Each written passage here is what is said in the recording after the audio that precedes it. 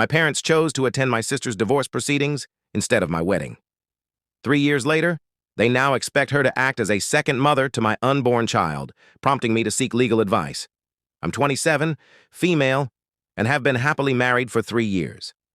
My relationship with my older sister, Emily, 30, has always been tense, but it reached a breaking point when she tried to sabotage my wedding. Emily was navigating a divorce at the time. Her marriage crumbled because her husband was clear about not wanting children, while she desperately wanted to be a mother. I'm not here to debate whether that's a valid reason to end a marriage. It certainly can be. However, Emily knew her husband's stance before they wed. He was upfront about not wanting kids, yet she married him, hoping to change his mind. As I was planning my wedding, her marriage was collapsing. My husband, then fiancé, and I had been together for 4 years and were overjoyed to finally get married. We'd saved for months and meticulously planned every detail. We were ready. But Emily took my wedding as a personal affront. At first, it was subtle remarks like how I was being insensitive by celebrating my marriage during her divorce. I brushed it off, as Emily has always been dramatic. Growing up, she was the golden child in my parents' eyes, incapable of doing wrong.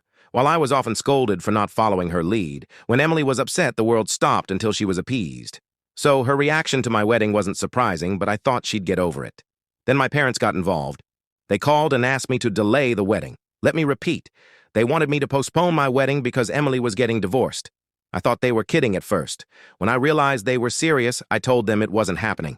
My fiancé and I had already paid deposits and sent invitations. Besides, why should Emily's troubles overshadow my joy?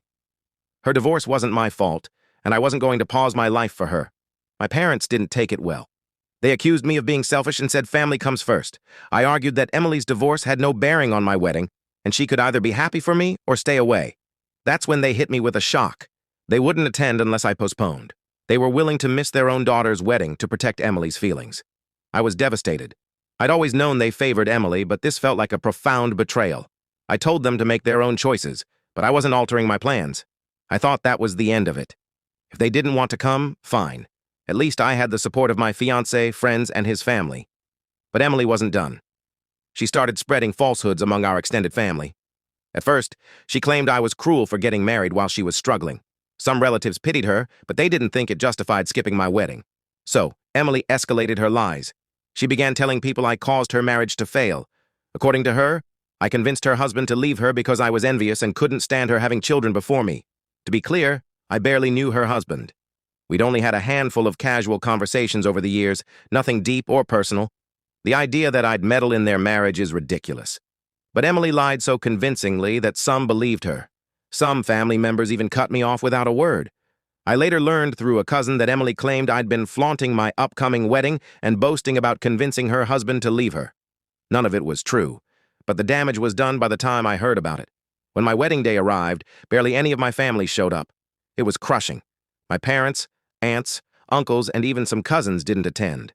Only a few cousins from my side came, refusing to buy into Emily's stories.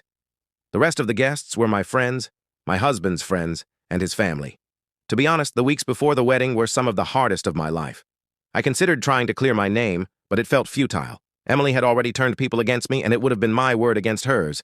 Those who believed her had already chosen sides. I wasn't going to waste energy on people unwilling to hear the truth.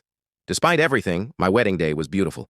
My husband and his family went above and beyond to make me feel loved and supported. My friends kept me laughing and dancing all night.